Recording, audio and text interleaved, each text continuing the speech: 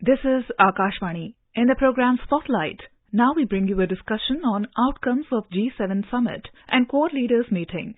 The participants are Ashok Sajanhar, former diplomat, and Rajesh Lake, Akashvani correspondent. Leaders of 7 of the world's most powerful democracies have gathered for the Group of 7 summit in Hiroshima, the location of world's first atomic attack at the end of World War II. Mr. Sajanhar, what is the significance of G7 summit? G7 in fact was established in the decade of the 1970s. That was the decade when the prices of crude oil globally had risen very high. There was this cartel of OPEC countries, Organization of Petroleum Exporting Countries.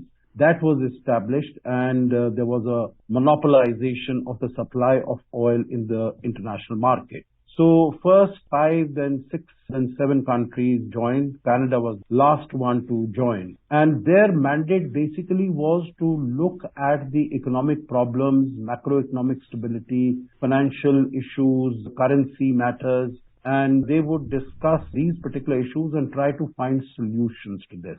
So meetings started taking place from 1975 onwards. Then in between, in 1997, when we had the Asian economic crisis, we had the ruble crisis in Russia, we had the Mexican peso crisis. Then Russia was also invited to become a member of the G7. So it became G8. Russia was ejected out of this grouping in 2014 when it occupied Crimea, which is a part of Ukraine. So far it has been dealing basically with economic issues, but with the passage of time, it has also started dealing with the political matters and political problems that erupt in different parts of the world. And currently, whether it is climate change or it is terrorism or it is peace and security, these are all aspects that are also discussed. The last point on G7 would be that when it started in the 1970s, it accounted for about 80% of the global GDP. But with the passage of time, the global GDP has been moving from the transatlantic region to the Indo-Pacific region. So today, the G7 accounts for just about 43% of the global GDP. But still, that is a significant quantum, significant amount. Whatever G7 decides, it still has great relevance and salience as far as the global economy is concerned. Very rightly said, Canada became the 7th member a year later, and Russia joined to form the G8 in 1998. However, as you said, it was expelled after Moscow's annexation of Crimea. The leaders are discussing a wide range of issues which include economic policy, security, climate change, energy and gender. Of all these, economic policy seems to be high on the agenda, or climate change seems to be high on the agenda. What is your take on it? I think the mandate of G7 is basically focused on the economic issues. But I think we also need to recognize that there is a symbiotic relationship between climate change and economic development and growth. Because if we look at the use of fossil fuels, look at the use of energy, which is so much necessary as far as economic development and growth is concerned, then it will definitely have an impact, an adverse impact on climate. And so if we want to protect the ecology, then we need to look at what are the sources of energy, whether we need to go in for renewables, then that is going to be more expensive, whether it is solar or wind or tidal, is going to be more expensive if we go in for nuclear energy. So there is a very close linkage between climate change and economic development and growth. And that is why the developing countries like India, who are required to move onto that path. And in the past, during the Paris Accord in 2015, we had asked for that there should be global finance provisions for them to move towards more sustainable technologies. And also there should be financing as well as the technologies should be provided to the developing countries so that they can move effortlessly in that direction. Ashokji, this year, the leaders of Australia, Brazil, Comoros, Cook Islands, India, Indonesia, South Korea and Vietnam are invited, as Japanese Prime Minister Fumio Kishida stresses the importance of reaching out to developing countries in the so-called Global South and US allies and partners. What is this significance of? I think the relevance and significance of the Global South has increased in recent years.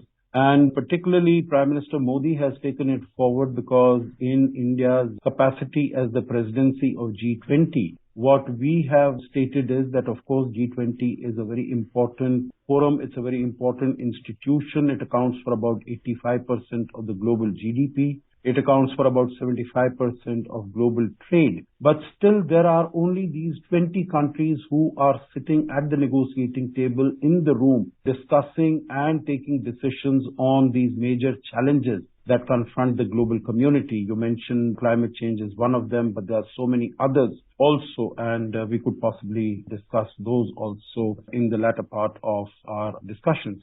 So what Prime Minister Modi said is that there are about 180 countries, most of them developing countries, who are sitting outside the negotiating room. And all the decisions that are taken by the G20 leaders, they have a very significant impact on the economies and on the lives of people in those countries. So it is imperative that their concerns, their worries, their anxieties, their problems also need to be heard and they need to be brought to the negotiating table. And that is why India organized what was known as the Voice of the Global South Summit on the 12th and 13th of January this year. And about 125 countries participated in that summit, and many of them at the highest political level, at the level of presidents, at the level of prime ministers. And they shared their concerns, and Prime Minister Modi at that time had said that your voice will be the voice of India. And when he came to this meeting also, he said that he is going to articulate the concerns of the developing countries of the Global South. Prime Minister Fumio Kishida has been very receptive to that, and he has wanted that the G7 deliberations should be very inclusive. So that is why he invited Brazil, which is going to take over the chair of G20 from India later this year. Comoros Island represents the African Union. It's chairing the African Union. The Cook Islands represent the Pacific Island states. And of course, from Asia, Indonesia represents the ASEAN countries. And Vietnam, which has maritime problems, issues with China, South Korea because of the nuclear proliferation threats that are emanating from North Korea. And of course, Australia and India, which are important leaders in their own rights and also members of the Quad. So that is how I think Prime Minister Kishida came to look at all these countries.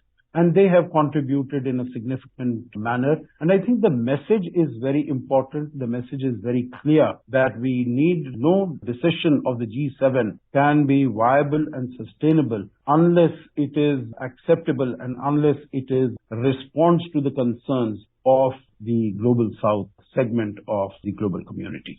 The G7 countries' share of global economic activity has shrunk to about 30%, if I'm not wrong, from roughly 50% 4 decades ago. So, Mr. Sajanhar, developing economies such as China, India and Brazil have made huge gains, raising questions about the G7's relevance and its role in leading a world economy that's increasingly reliant on growth in less wealthy nations. What's your take on that? The relevance of G7 has come down, as I said, according to the statistics that I had read, it has come down from about 80% in the 1970s to about a little more than 40% today. But then I think there might be some difference as far as the figures are concerned. That was exactly the reason why G7 was expanded to the G20, because in 2007-2008, when we had the subprime mortgage lending crisis in the United States. And then it was thought that the decisions by the G7 by themselves are not adequate, are not enough to deal with the economic challenges that the world faces. So it is necessary to include other countries also and to expand the outreach of this particular grouping. And it was at that time that the G20 formation was put in place, and the first meeting that was arranged by President George W. Bush in 2008 in the United States. So there were 20 countries that were invited. For the first few years to take care of the economic problems, the G20 countries used to meet twice a year. And then after that, we also had the sovereign debt crisis from Europe. So for the first few years, it used to meet every 6 months. But after that, the G20 has been meeting annually. And that is how we have seen that G7 expanded to G20. But still, the G7 countries meet because these are all democracies.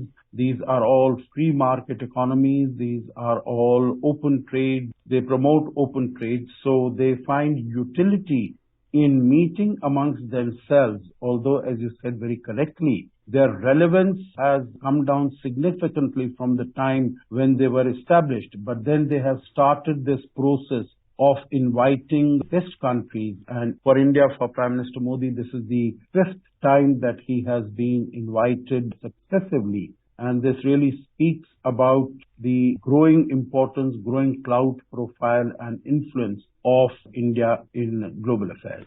Okay, Hiroshima, the city, is Prime Minister Kishida's hometown, and his choice of venue underscores determination to put nuclear disarmament and non-proliferation at the top of the agenda of this year's summit. So does the sentiment, whatever is being expressed at G7, also being echoed at Quad leaders meeting? Absolutely. I think nuclear proliferation has become a very serious issue, and particularly since the war in Ukraine started, Russia has been flexing its nuclear muscle. It has been threatening that if it faces an existential threat, then it will not back away from using the nuclear weapons, using its arsenal. And this has been seen to be considered to be a very irresponsible statements by Russia. So the fact that Japan put the issue of nuclear disarmament and proliferation at the top of the agenda is related to this.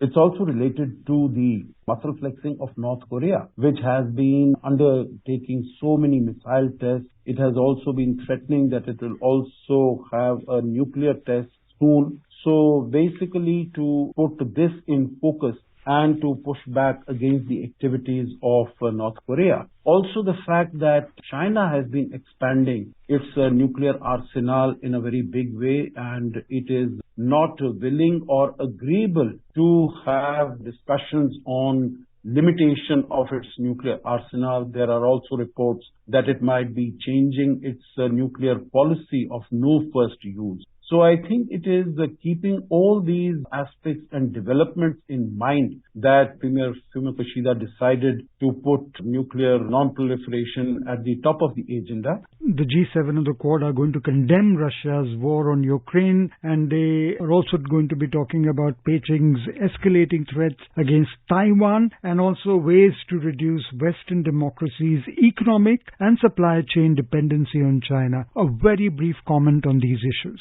It was always thought that Russia-Ukraine conflict and more sanctions on Russia, more support for Ukraine, that would definitely be one of the important elements, and that is what has emerged out of this. Secondly, in terms of the supply chain, yes, the supply chains have got disrupted as a result of the conflict. There are shortages in many areas. It is not only the developing world, but even the developed countries are also suffering from that. So that is also been a focus.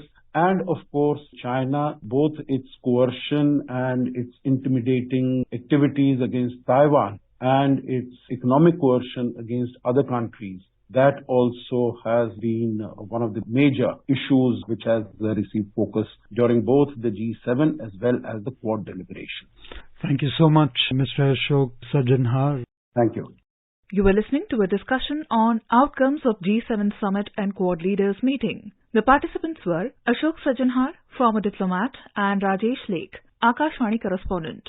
This program was produced and presented by the News Services Division of Akashvani. You can listen to it on our mobile app, News on AIR. This program is also available on our YouTube channel, News on AIR Official. You may share your feedback about this program through email at airnsdtalks@gmail.com or WhatsApp on 9289 094044.